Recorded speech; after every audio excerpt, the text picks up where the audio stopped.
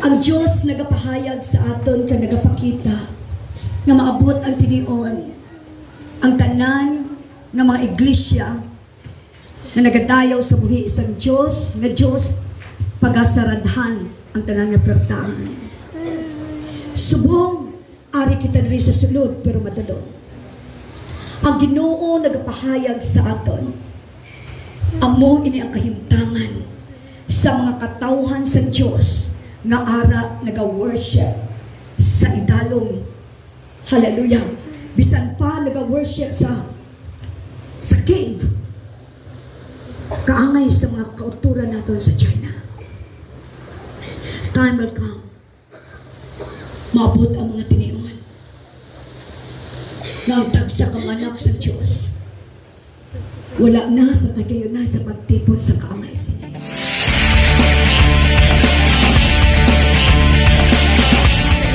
Agustin, praise God. Prapakan nato ng Ginoo, na ginawalkama nato ang iyang mga asawa diri sa sanctuary. Praise God. Isa na ako sa sining adlaw, I am so amazed with His presence. Amen? Mga katuran, let me tell you this, kung hindi ka kabalo magdayaw sa Ginoo diri sa duta, mag-board ka sa langit. Amen? Because heaven is a place where we worship the Lamb of God. Amen?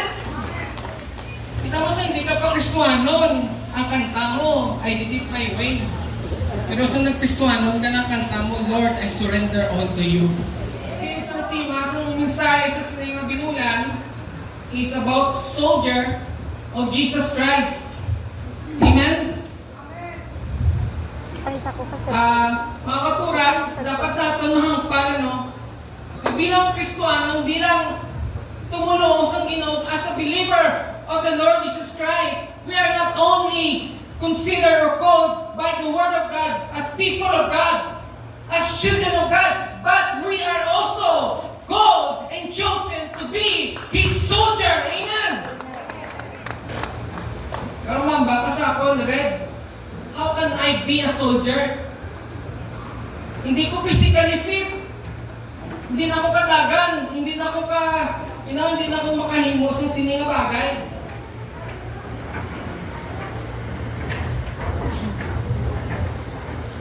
You may be a father.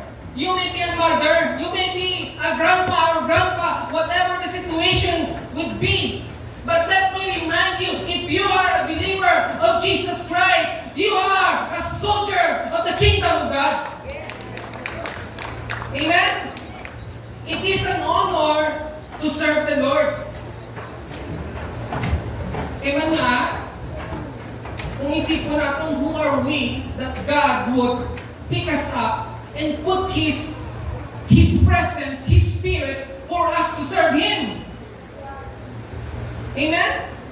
Who are we? Anong pwede kita mabugal sa Ginoo? Why kita sa mabugal sa Ginoo? We cannot even boast our money. We cannot even boast ang title natin sa inyong kalimutan because at the end of this life, there's only two persons in the face of God. The person who is saved and the person who is not saved.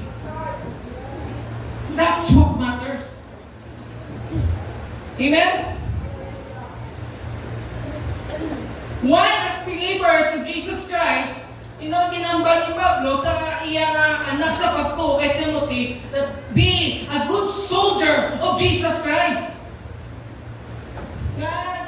Ginaano kita sa pulo sa Ginoo, kita gali hindi lang Kristiyano, hindi lang anak sa Ginoo, kundi kini ginbutang sa Ginoo na maging soldado niya. Amen? Ang balong natin, I am a soldier of Jesus Christ. Hallelujah. First point, nga soldado ka sa Ginoo, kung Kristiyano ka, the day, the moment that you repented of your sins and you decided that, Lord Jesus, today I give you my life and I am going to serve you and I am going to follow you and I surrender everything at your feet, nagiging soldado ka sa Ginoo. Amen? Hallelujah! So first thing na why you are a soldier of Jesus Christ, if you are a Christian, if you are a real, blood bought, born again. Number one, there is a change of authority.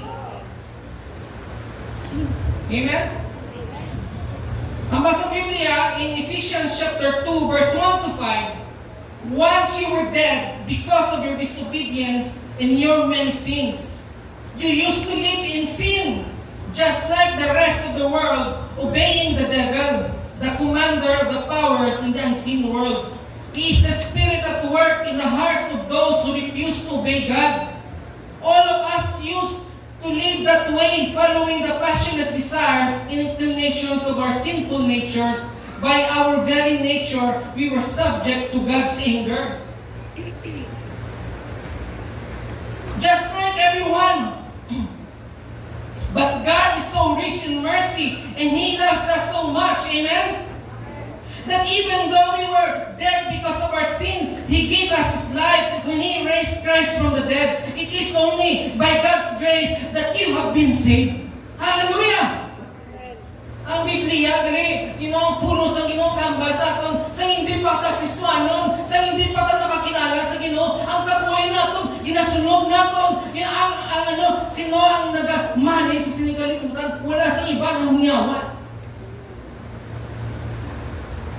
But blessed be the name of the Lord because of His great love for you and for me. He sent His only begotten Son so that He can redeem us from this life that Satan is ruling. Amen? Kanayaman ng Ginoo. Amo na yung pag-iugma sa Ginoo nga hindi maintindihan. It's so hard to comprehend. And sa atong mga katuran, if we are thinking that our sin is not that serious, just look at the cross of Jesus Christ. Dira natin makita how God hated sin. Diri man natin makita how God loves you and me. Amen? Hallelujah! Ang pag-igugma sa Ginoo it's hard to comprehend. Who am I, Lord? That why would you give your only begotten Son? Amen? Sino kita? Danayaw ka ng Ginoo. Romans 5 declares, but God commended His love in us while we were still sinners. Christ died for us. Amen?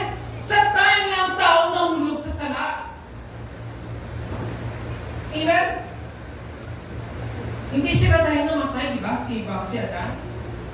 They did not die physically right away. But they died spiritually. Ano na, ang tao maway kakilala sa Ginoo, it is hard for him to understand the work of God. It is hard for him to understand the things of God. Wala siya interest, panunod sa Ginoo.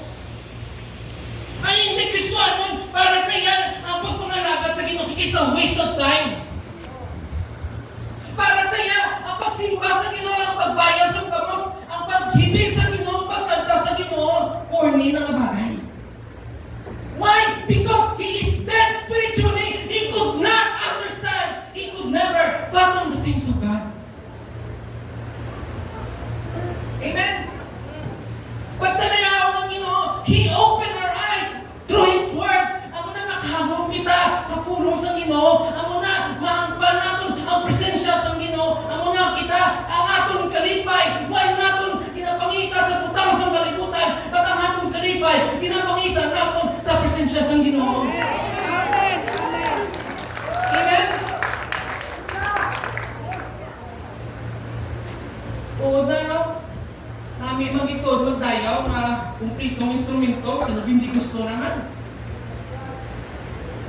Amen? But dapat panunduman, when Paul and Silas, when they were in prison, they have no amplifiers, they have no guitars, but what they have just the Lord, and then they have the heart to worship the God of Israel. Amen?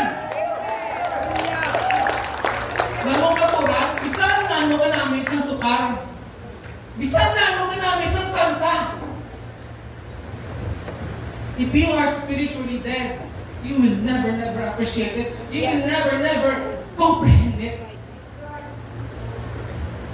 Amen? And I like that saying that it is not instruments we play, it is not the song that we sing, but what matters, it is the presence of God in our midst. Amen? Tama ng bali Moses sa Mount Sinai. Exodus chapter 34, 33, 32.